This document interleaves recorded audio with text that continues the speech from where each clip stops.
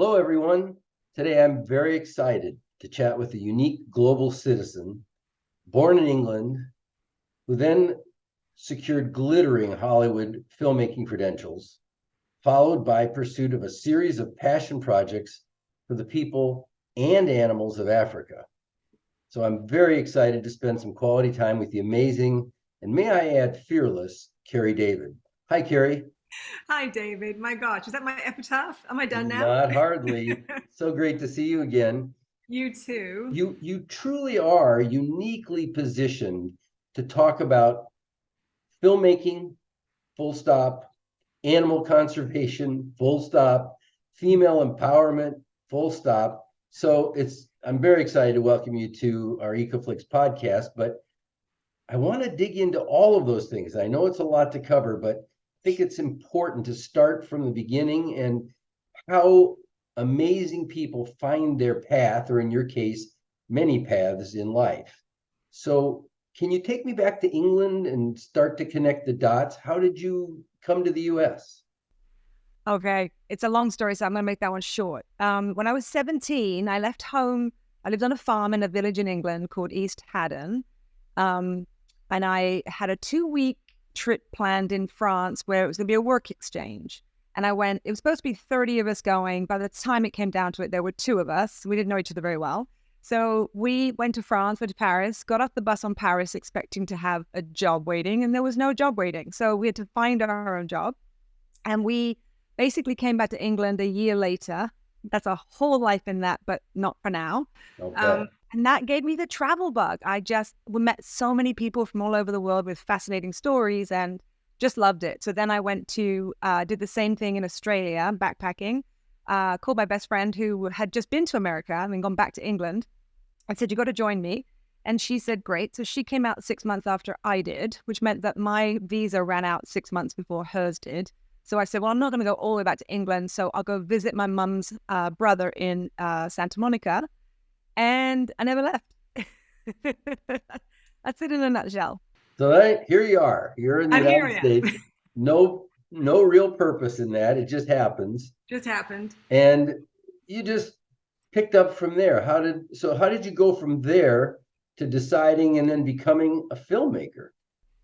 Well, I was living on my uncle's couch. I was probably 19 or 20 by then. And he was just, get her out of my hair, and said to his secretary, don't you have a daughter her age? And she did. So her name was her name is now Christine Setzer. And she invited me to come and hang out with them in Santa Monica because she was in an all girl band. And so I hung out for the afternoon with these girls, Americans, writing songs. And at the end of it, we're singing the songs, and they all looked at me and they're like, you can sing? And I'm like, well, I can't sing in front of anybody, but I could carry a tune. And so the next 4 years, I fronted a band called the Rebel Pebbles, and we played all over LA and all over California, actually, and had a blast until my father called and said, don't you think you should get a job, like a real job? So I started temping at Paramount Pictures. I temped for 2 weeks, and I'm so lucky. I was in screen credit and title administration, and then I was spotted by a business affairs attorney who said, you're English, you're smart, you can come work for me. And so that's how I got into filmmaking. I was at Paramount for 2.5 years in business affairs. I don't want to jump ahead. That's how I got into filmmaking. Well, I mean, that's an incredible start right there, because lots of people would pretty much kill to get into any studio, but Paramount is not any studio.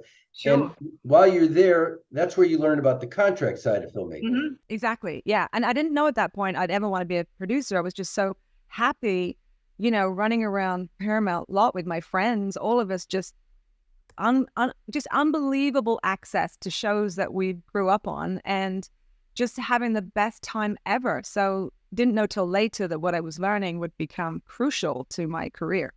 Right. And then if we were talking about your obituary, Yes. most people, if you were talking about their obituary, would want to end with the next step in your amazing career. You find yourself working exclusively for Tom Cruise and Nicole Kidman, learning all aspects of physical film production. And you made films with them like Mission Impossible 2, Eyes Wide Shut with legendary director Stanley Kubrick. How the heck? It's actually a funny story because at the time I had a lock her up crush on Tom Cruise. And if they had done an ounce of due diligence, I never would have got hired. And they just asked 3 friends in a row and they'd be like, oh, moving on. When I was at Paramount, a friend of mine knew the CEO of Tom's production company and introduced us. And she invited me to her house in Pacific Palisades for one weekend. And I walked in and there were all these Polaroids, just to tell you how long ago that was. There was all these Polaroids all over the wall of like, Tom Cruise on vacation with her. And just, it was surreal. And she said, you need to work with us. And I thought, oh, yes, I do. It was a very long, that was really the crux of it. She and I got along incredibly well. And then it's interesting because they did offer me 2 jobs prior to taking being executive assistant to Nicole but there were 2 positions that I knew that I would be bored and they'd be looking for a new person. I'd be looking for a new job. I didn't want to put them through that. And then I was also loving Paramount Pictures. Like, it was as much as I really did want to go work for them. I thought to myself, that's going to be my story. I said no to Tom Cruise and Nicole Kidman, the first time. And then it's like, oh, that's my story. I said no twice. And then the third time, I think she was on the set. They were in Spain doing The Others. And I got a call saying, well, Nicole needs an executive assistant. So she goes, unless you want to be Nicole, it doesn't get any higher over here. Do you want to work with us or not? And I said, I really do. So that was big enough for me to jump from Paramount. And yeah, the next 3 years were just wildly exciting. But you work with them for years, and then all of a sudden you decide to leave and start your own production company. Now, Yep. For those who are listening, this has got to be a Jay Leno moment, talking to Hugh Grant saying, what were you thinking? Well, we have been very lucky enough to speak off camera. You and I have had a couple of chats, in the past. And so you and I have had very similar lives. We're sort of adventure junkies and we're smart enough.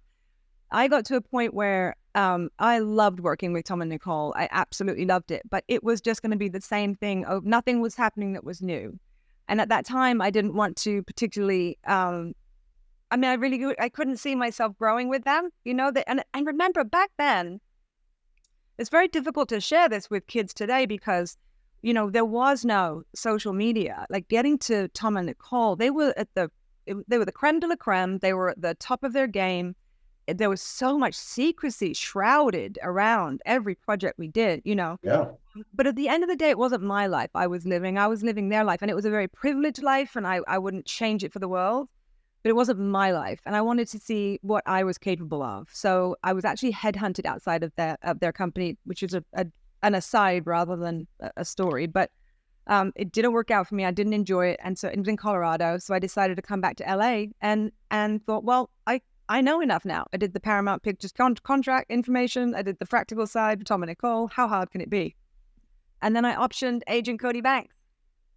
Right. And so this is when the fearlessness kicks in, because, you describe it accurately that, you've reached a point where your threshold of excitement has been met and now it's on a declining ebb and you're looking for something new and really exciting. And of course, doing something on your own is exciting, scary as hell, but and costly, but maybe fantastic. And as it turns out, in your case, fantastic. So as important as all this is, I want to sort of skim through it because there's other stuff. If it's hard to believe, but so if I understand, among your early productions, you did Deposing the Usual Suspects for MGM, Agent Cody Banks and Agent Cody Banks 2, and Destination London for MGM again, then Perfect Romance for Lifetime, then the acclaimed My Date with Drew, which,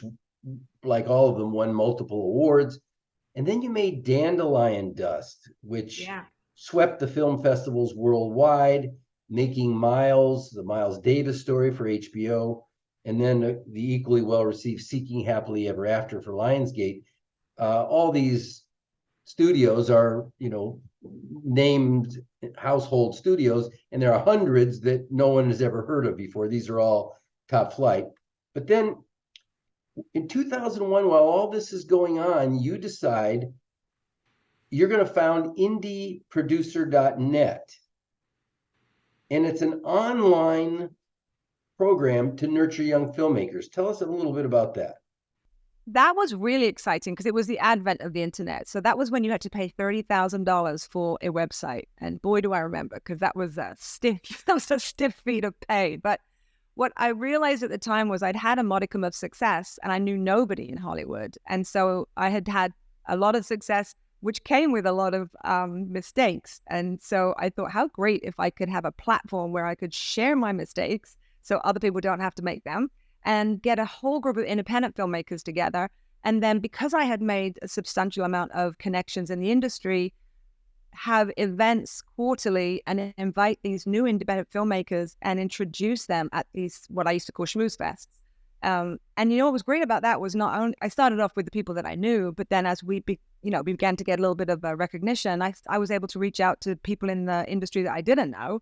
And so I started to make connections too. And I would just say, come on down. And I do remember one time when at the end of the year, we would have this huge gala at the Writers Guild. And if you could see what happened behind the scenes, it was like the Oscars. We put so much effort into it.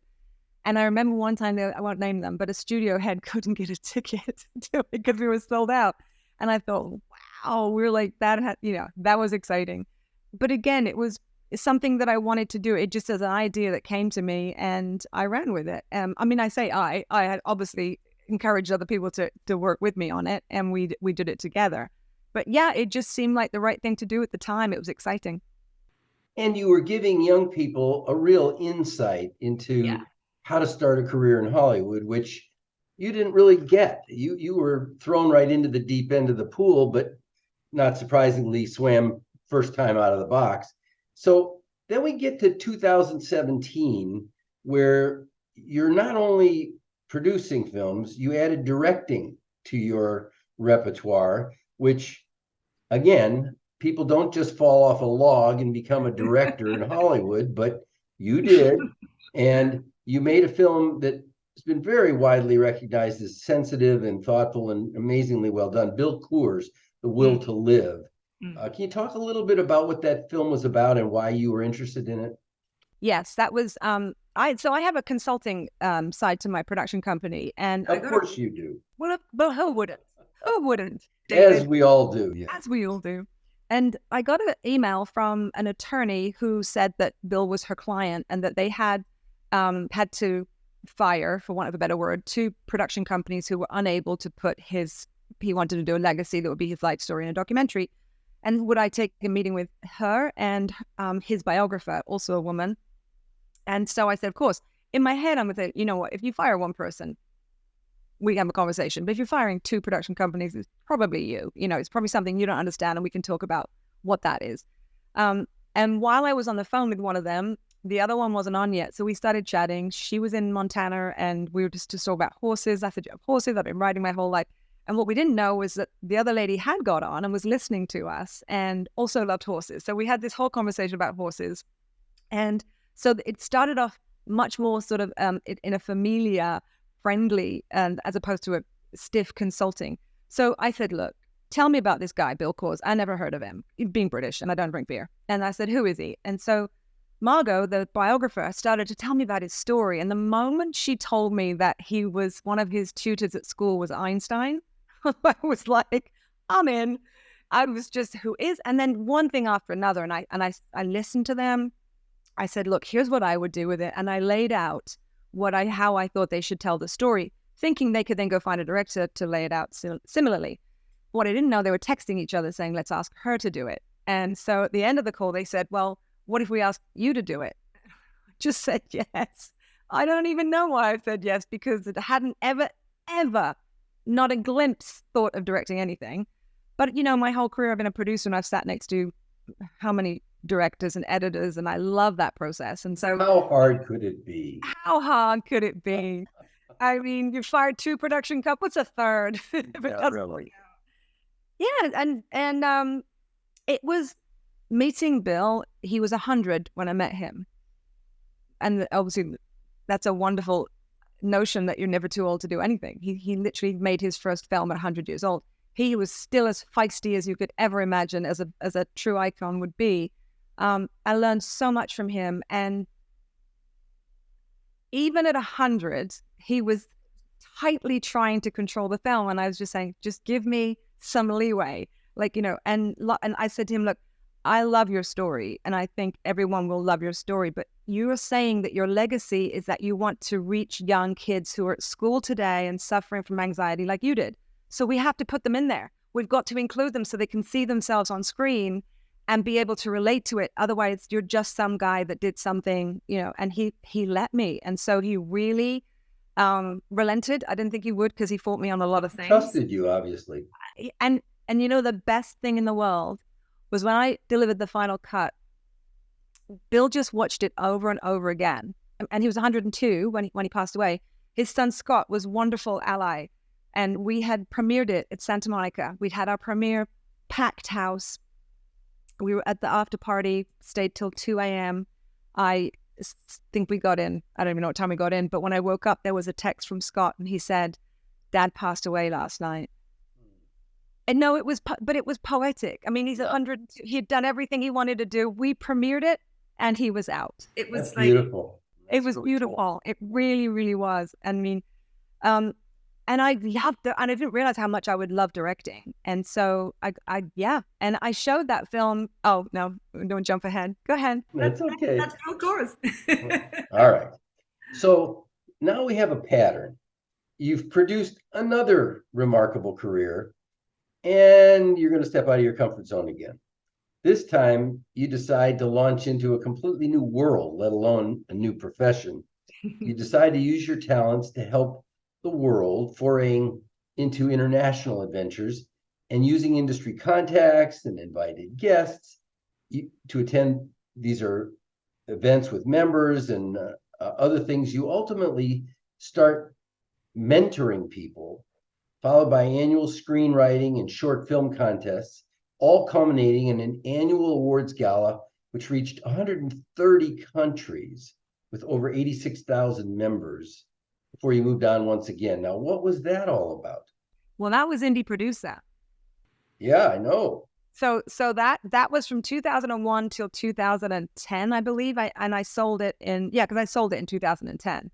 How that came about was, initially we were introducing new filmmakers and sort of explaining to them what we were learning was they were spending all this money going to film school, but they were not learning what was actually happening in filmmaking. So when they came out, they were not really well versed in what actually was happening. And so we thought, well, let's bridge that gap. So it kind of grew.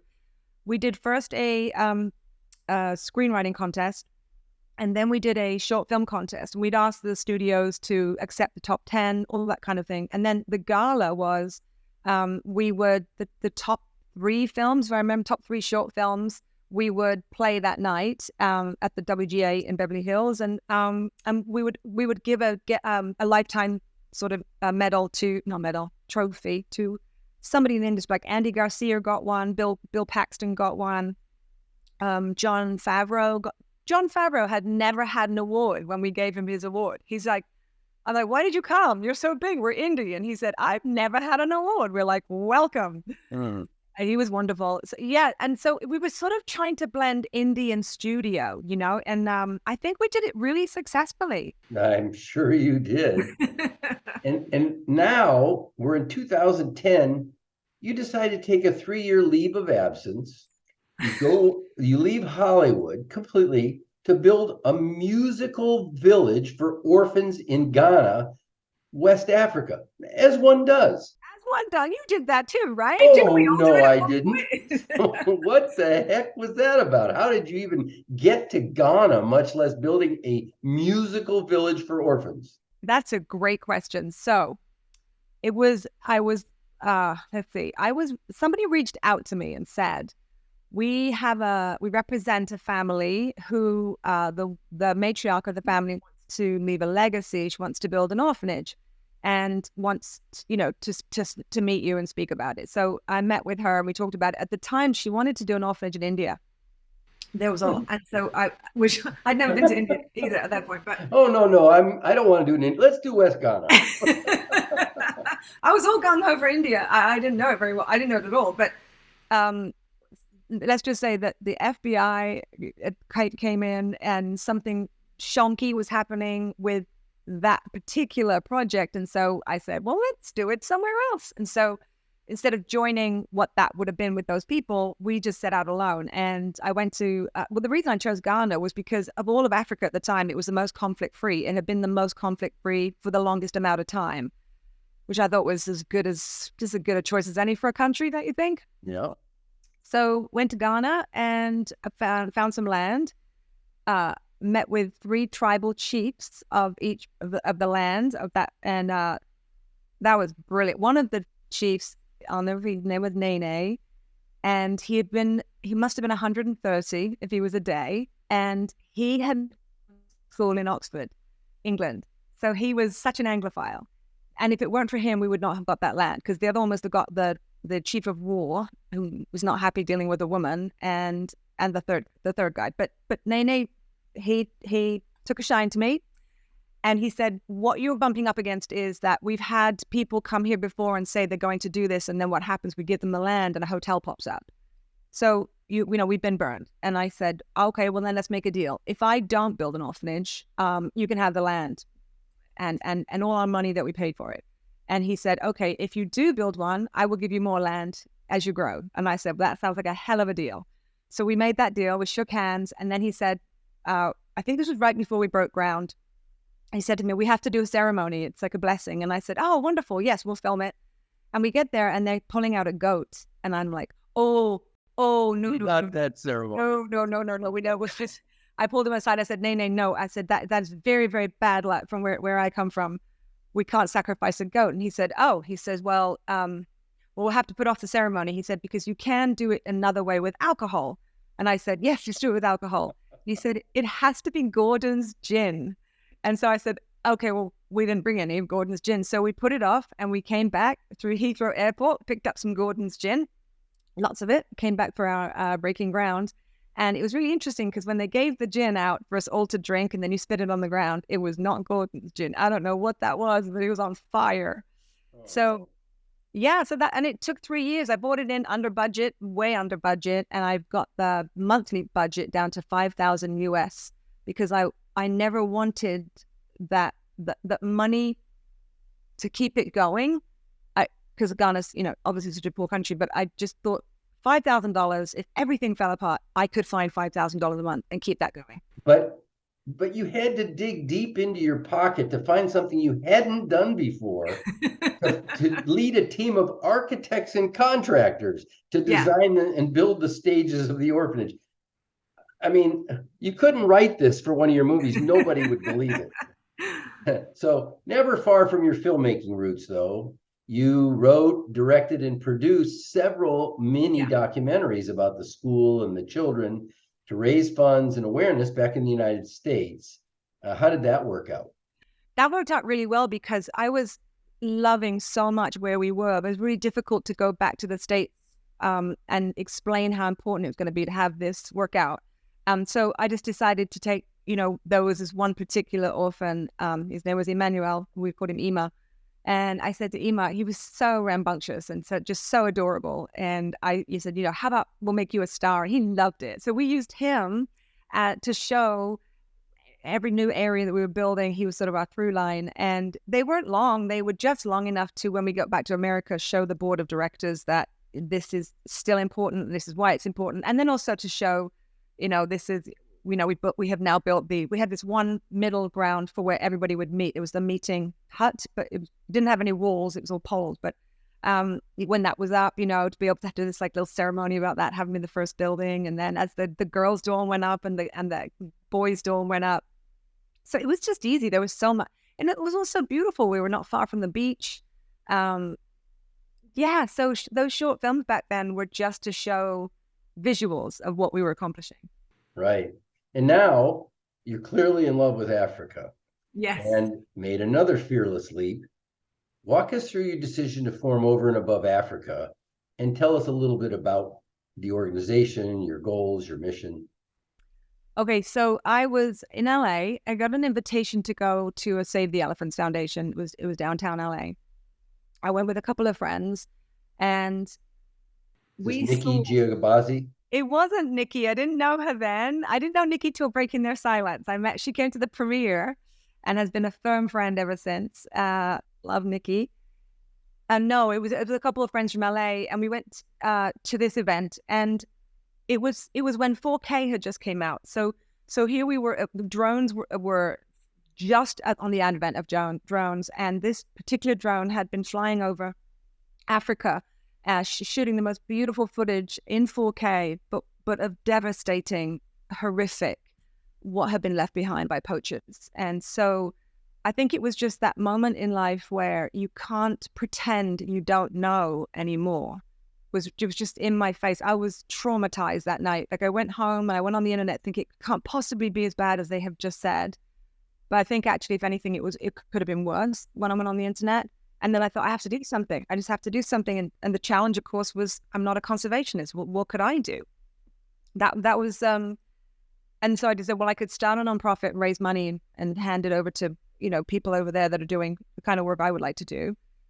Or I could make a film about it. I could go over there and I could make a film through the female perspective and find out from the ground exactly what it's like to be living on the front lines. And then as I'm learning as a filmmaker, the audience will be learning not as a filmmaker, as I'm learning as a conservationist, the audience will be learning too, but from the mouths of the people on the ground, not filtered through what I think they're saying.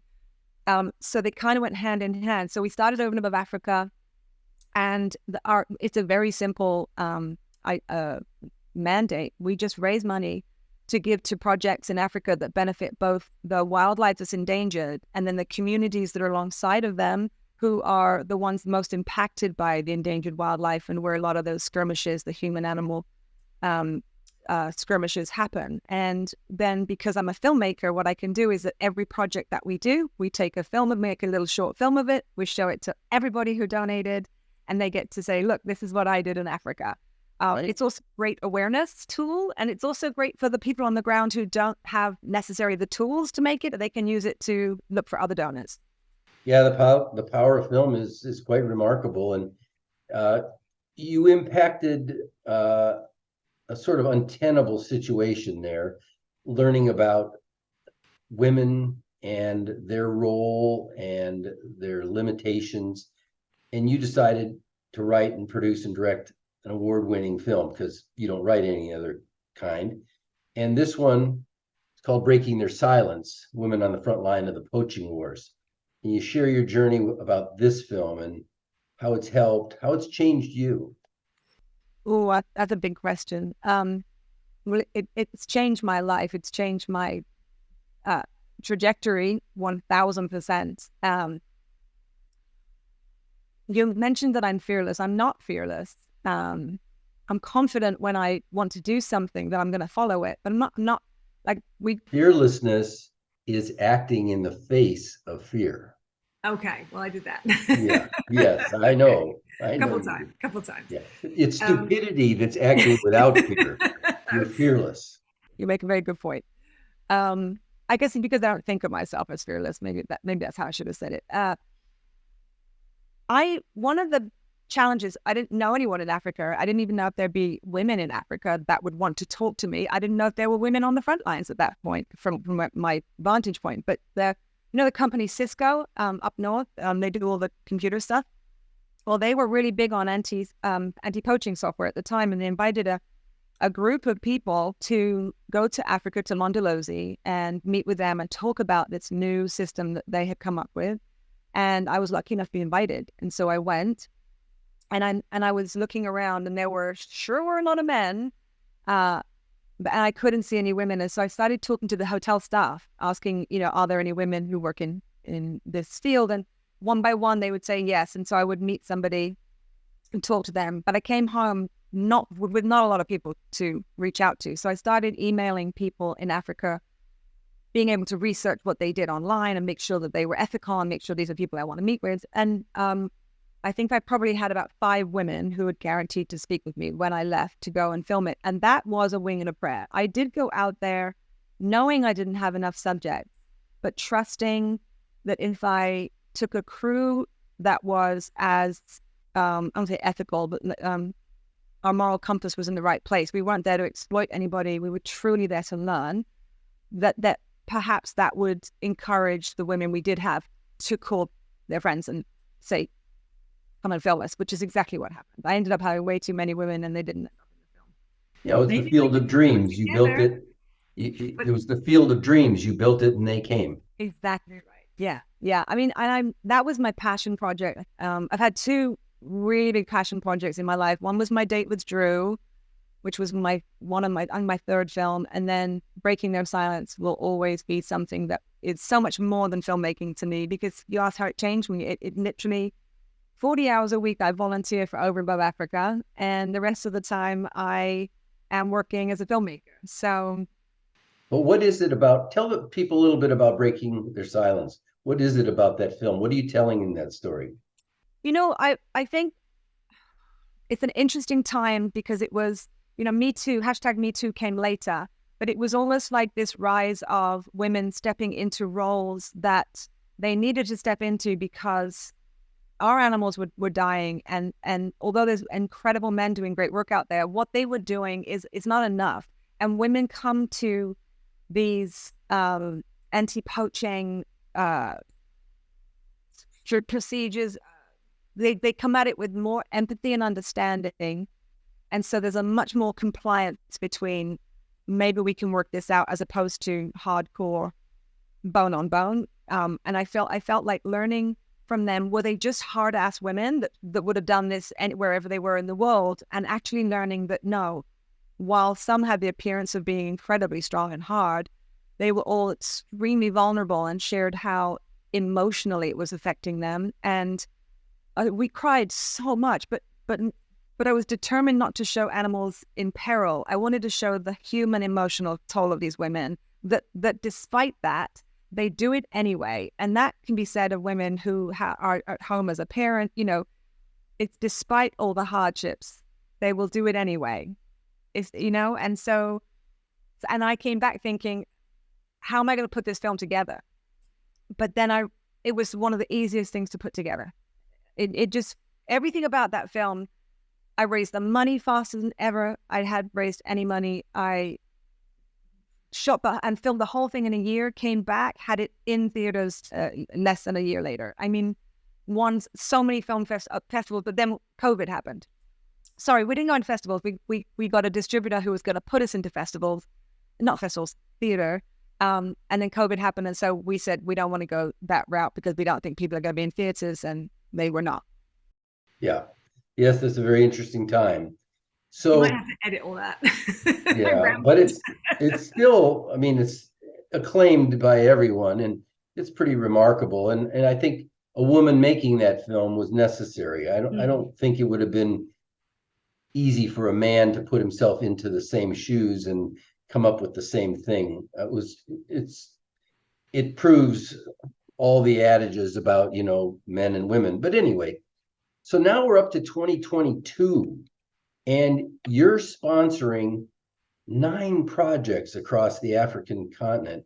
You've got, aside from just the overarching Over and Above Africa program and the mini documentaries for each project, which of course you're all funding, writing, producing, directing for free. Yep. You started working on projects for animals. Now you're into my sweet spot. And you started dealing with all kinds of amazing and important things, and I want to talk about them. I've been excited to get to this part. Yes, we're here. So we got elephant herd translocation. Let's talk a little bit about that dicey proposition. Yeah. Well, I feel like it's so one way. I want to ask you. I want to chat with you because we've had so much fun off the podcast. Because this is all about you today. So. No. But you said elephants, and you do extraordinary work with elephants, and you started your own elephant sanctuary in Cambodia. Talk about fearless, and you did it like 100 years ago when it must have been 10,000 times harder. Well, that was truly stupid. There's a difference. that one was truly stupid, even though it's worked out okay. But How'd it come about? How'd it come about? I'm not talking about me today. So translocation of herds. This is a Yeah. very, very sophisticated and almost unthinkable thing in most places. Now, Africa, of course, there are lots of places that physically can house elephants on the landscape, but it's not that simple. So No. why, where, how did you decide and implement herd translocation? Well, we were one of our very first projects was with a wonderful game reserve called Nambiti, and the CEO, Clark Smith, he had said that they didn't need money to translocate a bull elephant. So we'd had experience with that one bull elephant, and it is traumatic because from the helicopter, darting the elephant, waiting for him to fall, and they're so big, and then seeing just how extensive that was to get that elephant and how many people getting it on and trucking it out. We knew that a herd was going to be really complicated. We certainly didn't have the wherewithal to do it, but we had been approached by a third party who said, there's a Norwegian hunter and he's made he's laid down the gauntlet for nonprofits to say there's he wouldn't give a number, but it was something like 400 elephants that were about to become targets of hunters, and that he had put this out to the nonprofits and nobody had stepped up, which we thought was extraordinary. It turns out that within days of him doing it, all of the big ones had stepped up. He just lied. And so, but what that started was us saying, well, is this true? Because you know what it's like in Africa. There's a lot of talk and some things are just not true and some things unfortunately are. And it took several weeks for us to sort of really dig down to find out what was happening. We met this wonderful guy from the Aspinall Foundation, and his name is Derek. And we spent, I think that first day, maybe 4 hours, because he was driving. So we were just chatting for 4 hours and he was explaining what was happening. And we had decided that we would fund one of those herds. I mean, there's lots of herds that need help, but it was a smaller herd. And we worked with Manyoni, Karen from Manyoni, and there was a new game reserve that had just opened up. They didn't have elephants yet, and they were called Babanango Game Reserve. And so we said, great, we will fund it. And then the two of those game reserves would move the elephants. And they moved the matriarch first because everybody follows the matriarch. And these were trucked over. And it was unfortunate because there was a direct route, but not that could hold these huge trucks. And they had to go circuitously through like mountain race. So it took about 7 hours when could have been a straight run. And they had to put together an elephant management plan because elephants need a certain amount of terrain, food. Obviously, they can't take food away from all the other animals. There's an awful lot of steps that had to be put in place before. Yeah, it took much longer than we thought. In fact, from the time we said, yes, we'll pay for it and sent the money, which I think was in November of last year, they were just moved this year in May. Successfully, super successfully. Yeah, there's so much involved. I mean, just the transport, you're talking about a wild, not a captive elephant that follows or takes orders because it's been brutalized to do so. Just moving them into a truck is no small feat. You dart them outside the truck, then what? You pick them up and... No, they pick them up by their feet. There's a crane that picks them up by their feet. And we have this one fantastic photo because it looks so painful, but it's the safest way to, and they put them on the bed of a truck, or they put them in our case, they put them in,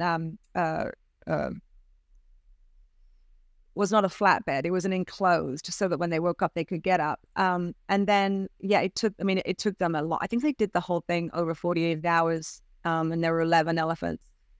Sedation. I assume you had a vet on duty the whole time, because the levels of sedation are so critical. They can go down in a heartbeat. Yes. And that's an amazing project. I mean, how many elephants in all did you transport? There were 11 in that small herd. Yeah. And they're doing great. That's and they're fantastic. going to, yeah. And so then, having conquered the world on elephants, now you're into cheetah rewilding. Well, how did that come about? What was involved? I mean, did you decide you were going to outrun the cheetahs and grab them? Yeah, that's my next one. I'm going to outrun a cheetah. I think 80 miles an hour. Seems doable. Yeah. I'm up to 12 miles an hour right now. I'm catching up. Yeah, catching up a lot, I'm sure. We've done 3 rewilding. When we were in Nambiti, we were lucky enough to be shown. They were not rewilded. They were cheetahs that they hadn't let out in the wild because Sanctuary? it was they were in a boma being taken care of until they were old enough to go out into the wild. So they were basically being protected so they wouldn't be killed. They were so young, giving them a fighting chance. As you know, there's less than 5,000 cheetahs left in the world, wild. So we had seen that then, and they had walked us through the whole steps. There's a little boma, which is a paddock, basically, and then a bigger one until they're allowed to go out. That was one that we had done. We had done a cheetah rewilding with Magnoni, with Karen again, and that was successful. And then with this new friendship that we have with Aspinall Foundation, they were rewilding once domesticated cheetahs. That's new for us. We hadn't done that before, but we're trying to get the information out. The reason that it needs to be done is because there are so few cheetahs, the DNA and the genetics are suffering now. So you bring in these random, from other places in the world, and it strengthens their DNA. So we funded 4. It was a 1 girl and 3 guys, cheetahs, and they've all been released now, and they're all doing pretty well. And the girl is hunting on her own now. With a little bit of encouragement, she's doing incredibly well.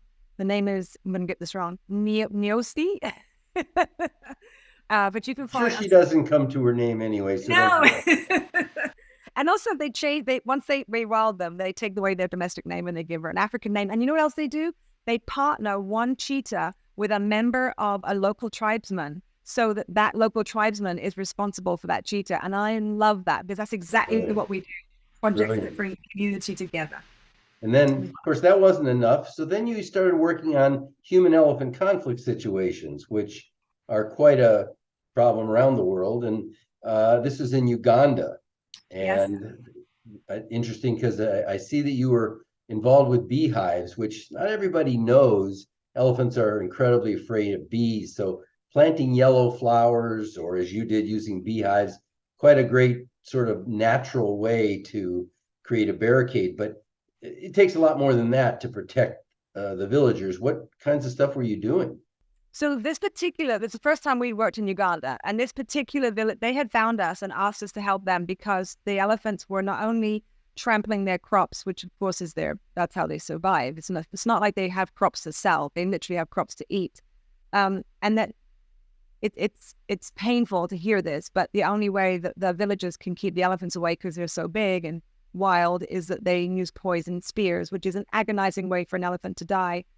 And this one man, Brian Lith, who lives in that village, contacted us and said, we've dug trenches, he said, but we need to keep the elephants out. We need fences around them. And we had conversations with a woman who was in breaking their silence, who had been telling us about the bees and keeping if you put beehives up, not only does it keep the elephants away, it produces honey for the villagers, which they can eat, they can sell, it has a lot of elements with it. And so we just did that. Using nature. What a concept. What a concept. Quel concept, as they say in France. And it's worked beautifully. We're in touch with Brian now, continually. And so far, since we put the beehives out, they did all the labor. We supplied them the money, but they really put their backs into it. And it took months, but they've not had one incident with the elephants since the beehives are up. So brilliant. And most people, it's interesting because most people don't know the reason that elephants are afraid of them is not because they're worried about being stung, even though their skin actually is very sensitive, although thick. They're afraid of breathing them through their trunks. They're afraid they're going to suck them in while they're breathing, and that's not a thing they want to happen. So. Nobody wants that. So you do these 3 amazing projects. Are there films about all of them? Yes, all of them are filmed. Yeah. Fantastic. I'd like to see those and have them on Ecoflix. Sure. Then you've got Lake Asa in Cameroon. Yeah. The first aquatic initiative. Tell me about that. Oh my God, it's like working with a historian. It's like you know so much. Well, Lake I had to cover this. is a fascinating project because the community there's a weed that is overtaking this lake, and the reason we got involved is because there are manatees in this lake, and the manatees are not being able to breathe, and it literally is forcing farmers to give up their farms and come down just to clear the lake. by hand. And so not only are we funding on the automation of that process, we are actively looking for partners who can come up with ideas that can really handle it. Because once you've cleared one area, it's nature, it's going to grow back. You can't put anything in the water to keep it back, because obviously you're going to drink that water. It's been a frustrating project because there isn't a solution right now to clear that lake. And, the marine life is suffering, but the farmers are suffering. But it is ongoing, and, we don't claim to be curing everything. We just want to be lending a hand and giving it visibility. Well, it's another great project. Then you started getting involved in lions dying of malnutrition and disease in Zambia. Yes. About that project. Yes, that was really, really, well, it was tragic for us because they sent us photos just showing the condition that these lions, they had been captive. It's already an environmental project there. This is a Mundawanga Environmental Park Lion Rehabilitation Project. Yes, and our contact on the ground, Bruce, was showing us like one of the cubs had already passed away as we were talking about funding them.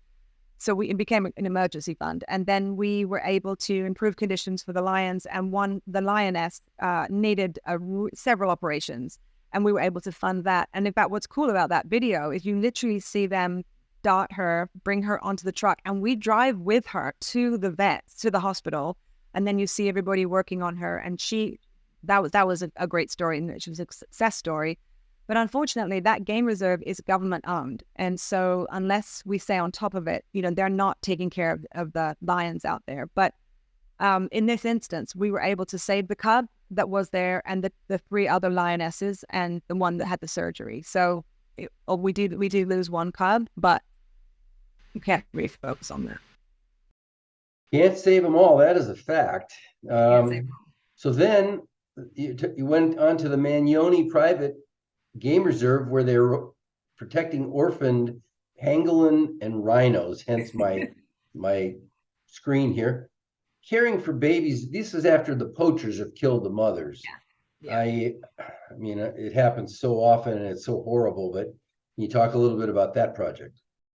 Yeah, so I fell in love with pangolins I never heard of it when I heard of a pangolin. But then when I was filming Breaking Their Silence, I met a wonderful woman who rehabilitates them after they've been saved. And she was kind enough, after a lot of cajoling, she wasn't happy about doing it at first, but she ultimately relented, and she let us come and feed with them. So while they're walking and feeding, you get to feed with them. They are the most curious, beautiful. I wish they could be pets, because they're ancient, actually. They are ancient. And one of the girls was picking up the pangolin as I was coming up, and its instinct is to roll into a ball with somebody new. And this one, as I came up to it, it started to roll up and look me in the eye, and then it unrolled. And I'm like, oh my God, it knows I'm not going to hurt it. It was the most magical. I wish I could have captured that on camera. That is pretty special. So they're pretty special. So we'll do pretty much anything for pangolins. We've done surgery. There's not much that we haven't supported. We do tracking. We do the monitors that they need. We've done tons of surgeries. You name it, we've done it for pangolins, both at Manyoni with the Johannesburg Wildlife Vet Hospital, which is a wonderful hospital. We funded a lot of surgeries there. But the rhino situation, one of the things that I found out while I was filming, which was so devastating, it's not like it's not devastating enough when you see what they do to rhinos, right? They really make them suffer. They take the horn, but they take half the face. But there was a point where one of the rangers said to me, they now are making the rhinos suffer so much because they know a conservationist is going to come and try to save it, and they want to hurt the conservationist every bit as much as they don't care about the rhino. Like the gorillas, the Diane Fossey, when they cut off Digit's hands. Yes, exactly right. It's hard to imagine. We blame people like that in Africa, but we have cruelty of the same ilk here, and it's just part of the human condition. It is embarrassing sometimes to be human. It really is. I had a conversation with a friend of mine about humanity and about, I don't think that we're all the same species. I think humans have subspecies. I mean, you think about your serial killers and your psychopaths, and you think about some people who take joy in killing animals, and you think about people like us who just the thought of it can make us cry. We're Yeah. not the same. We're not the same species. Well, I don't know. I hope you're right, but if that's true, we're grossly outnumbered. Well, we are. But you can make films and lots Yeah. of them. So to hell with the rest of those guys. So that's Till good. I die. So then we get to the Antaluli Primates Guardian Project. You got phases, two of them. Tell me about Yeah. that one. So on Lily Primates Project is fabulous. There was a bunch of Sykes monkeys in a particular region in the Lily River, and a wonderful group of women wanted to come together, and they had this great plan that they wanted to clean up 3 kilometers of the Lily River, which is, with had been overgrown and let run. The monkeys had been chased out from poaching long, all the wildlife long since. But they had a great plan. They didn't have any seed money. So we said, well, let's do this. Instead of giving you the amount of money you're asking for, why don't we do this in phases? And so we funded the first phase, which was to get this group of women together and to start small. The second phase, they were so successful at it. And what was fantastic was they were so successful that the villages downriver and upriver got jealous and wanted to come and work too. And so it grew really quick. So they did not only cleaned up 3 kilometers of the river, they started planting. They're planting canopy. They're planting food. The Sykes monkeys have come back. All of that wildlife, birds have come back. I think now we're probably heading into our 4th year with them. And it's just been nothing but joy, that project. We're gleeful to be funding them. Yeah. In fact, speaking of our good friend Nikki, I get a text from Nikki, said, I'm going to Kenya. Do you know anybody I should connect with? And I said, yes, I do. I said, you've got to meet Camille Wakisa. She runs the Lily Primates Project. Next thing I know, Nikki's supporting her too. And I'm like, this is how conservation works. Like this. Yes.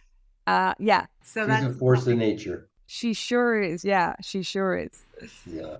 We could talk about Nikki later because she deserves her own podcast probably. But so now you've got all these projects. How do you decide how to film these things? Because you can't be there the whole time.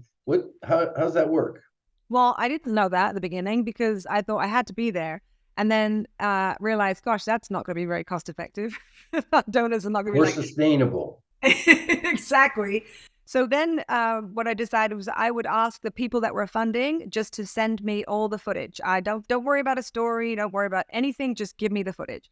So the only thing we ask for in return for the money that we give is the footage. And then we edit it. And what I do is I call my friends in LA and I beg them to work at less than scale and edit a project. And that's what we end up doing. So most of our, we've done one at 7 minutes, but most of them come in around under 4 minutes, for a million reasons.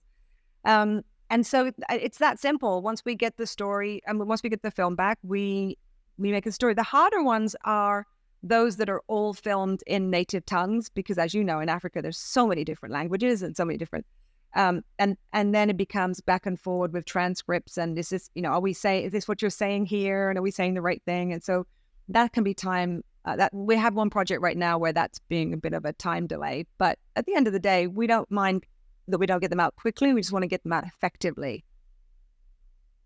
So how do you fundraise? Do you have events? Do you reach out to your Hollywood contacts? How are you funding? We do we have a membership program, so you can be a member for as little as $5 a month, or most of our members pay $25 a month. But where we make the most of our money is that we hold online auctions, and we're just about to launch a sweepstakes, which is the first time we've ever done that, and we are going to launch that probably in the next couple of weeks. We do email campaigns. We do our newsletter. We ask, especially when we have a project that needs funding, we will send any photos and videos that we have already and say, look, we need your help. And usually people are so gracious. They really do rise to the occasion. But this is where we differ from many, many, many nonprofits. You hear about these nonprofits that have they have 10 million in their savings. We raise money to give it away. So at the end of the year, we have very little. And we want to keep it that way. Doesn't do us any good. So we raise money to give it away. I know that feeling. So how can people reach out and add their support to your causes? How should they reach out to you if they listen to this podcast? Thank you for that question. I want to expound on that just a little bit and say, I know a lot of people want to help wildlife. They want to help animals, and they just don't think that they can afford it, or they don't think they are like I didn't. I'm not a conservationist, but there are so many ways that you can help a nonprofit, because ours is volunteer based. And even if it was like 2 hours of accounting a week or a month, if it was, maybe you're a graphic designer, maybe you can help in whatever your career is, bring it to a nonprofit and say, hey, do you need help in this area? I guarantee you they're going to say yes and be very grateful. You can reach us at overandaboveafrica.com. I'm Kerry at overandaboveafrica.com. Very easy to find. And if you have ideas for fundraisers, or if you have ideas for anything at all where you want communities in Africa and endangered species to benefit from it, we're your go-to. That's pretty much it. So aren't you tired yet? Exhausted. But seriously, your incredible efforts and achievements are very, very inspiring. I guess I have to ask the question that you may not know the answer to. What's next for you? Well, actually, you're a serial entrepreneur. You're not going to stop. I know that. I'm a serial idiot for sure. I'm working on a project. This is my 4th year. It kind of brought me to North Carolina, and it's called Open Secret. And it's corruption and collusion in a cover-up culture, where the level of corruption and collusion is awe-inspiring. And because of that, sexual abuse and systemic racism has been happening in this school district going back over 30 years, and no one's been held accountable. And we started going back, and we found an incident that happened almost 100 years ago that ties it all together. And so I'm right now raising the completion costs for that. And then we've already talking to a theatrical partner to take it across the country next year. And another lighthearted topic. Yes, it's another one of those fearless projects where you probably should keep your head down. I probably should. Yes, I think when I am taken out, there's going to be so many people you could choose. Like, you wouldn't know where to start. Well, we aren't worried about that. You'll probably be in Africa when they come looking for you. So I hope so. That's good. Kerry, thank you so much, first for your remarkable accomplishments and for taking the time to chat with me today. It's just been such a pleasure. I have loved it, David, and I look forward to many, many more conversations off camera. I do as well. Thank you.